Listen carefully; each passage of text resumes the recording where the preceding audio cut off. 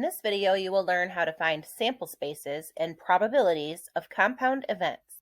A compound event is an event that consists of two or more events. A sample space is the set of all the possible outcomes for one or more events. You can use tables or tree diagrams to find a sample space. Let's find a sample space using a tree diagram. You randomly choose a bread and a type of sandwich. Find the sample space. So you can choose from wheat or sourdough, and then you can choose from ham, turkey, steak, or chicken. So to start out our tree diagram, let's put the two different choices of bread. We could get wheat or sourdough. Let's say we choose wheat bread. Then we need to choose the type of meat, either ham or turkey or steak or chicken. Or we could have chosen sourdough. Then we also need to choose our meat, ham or turkey or steak or chicken. The directions say to find the sample space. We have wheat and ham, wheat and turkey, wheat and steak, wheat and chicken, sourdough and ham, sourdough and turkey, sourdough and steak, or sourdough and chicken. That list of different choices is our sample space. So there are 8 possible outcomes in our sample space if you were to count them. But if you're just asked to find how many outcomes there are, all you need to do is use the fundamental counting principle. 2 choices of bread times 4 choices of meat gives you 8 possibilities. Let's find the sample space using a tree diagram for this event. You flip a coin and roll a number cube. That's like a die. Find the sample space and the total number of outcomes.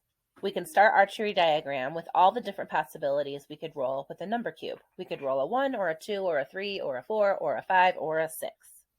Once we roll the number cube, then we flip a coin. We either get heads or we get tails.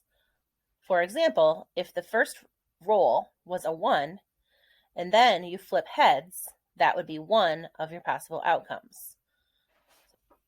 The sample space includes 1 heads, 1 tails, 2 heads, 2 tails, 3 heads, 3 tails, 4 heads, 4 tails, 5 heads, 5 tails, 6 heads, 6 tails. You can also find a sample space by using a table.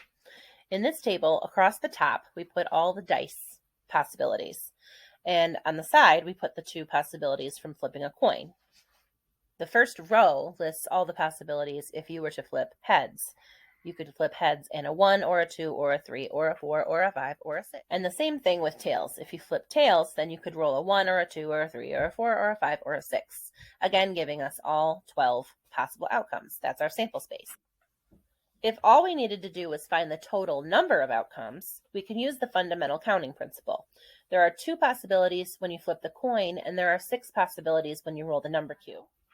Event 1 is flipping the coin. There are 2 possibilities, and event 2 was rolling the number cube, and there are 6 possibilities. Multiply those together, and you get 12 total possibilities. Let's use the fundamental counting principle. The power goes out, and you have to get dressed in the dark. You have the items you see here in your closet. How many possible outfits are there? Here are your options. Okay, not the most exciting wardrobe in the world, but you get the idea. There are 5 different shirts, 3 different pairs of pants, and 4 different pairs of shoes. Just multiply 5 times 3 times 4, and you can see that there are 60 possible color combinations. See why the fundamental counting principle can come in handy?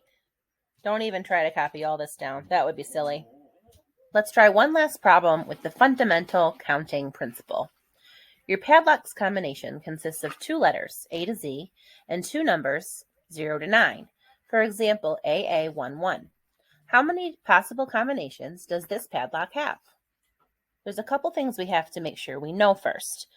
Because we can use 2 letters and 2 numbers, we have to know how many possible letters there are in the alphabet and how many possible numbers from 0 to 9. 26 letters in the alphabet and 10 numbers from 0 to 9. Remember, the combination is letter, letter, number, number. So there are 26 possibilities for the first one, 26 possibilities for the second one, 10 possibilities for the third one, and 10 possibilities for the fourth one. The fundamental counting principle says if we multiply these together, That will tell us the number of possible combinations. 26 times 26 times 10 times 10 is 67,600 possible combinations. Now you should know how to find sample spaces and probabilities of compound events. Thanks for watching.